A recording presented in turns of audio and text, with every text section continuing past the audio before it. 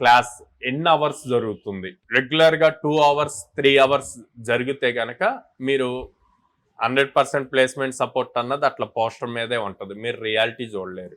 2-3 hours day మొత్తం అంటే మనం 8 అవర్స్ స్లీప్కి తీసేస్తే మనం 16 అవర్స్ ఉంటుంది టోటల్ డే.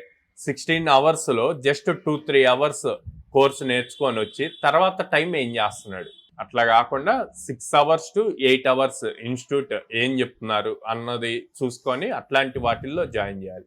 ఎందుకు అంటే 2 అవర్స్ క్లాస్ తర్వాత బయటకు వస్తారు, బయటకు వచ్చాక ఫ్రెండ్స్తో కనెక్ట్ అవుతారు, ఫ్రెండ్స్ అది చేద్దాంరా ఇవాళ అక్కడికి వెళ్దాంరా అంటే వెళ్ళిపోతారు. ఇంకంతే, ఆ 2 అవర్స్ క్లాస్ అయిపోద్ది, వాళ్ళు మిగతా టైం అంతా బయటే స్పెండ్ చేస్తారు, ఎప్పుడు ఫోకస్ చేస్తారు.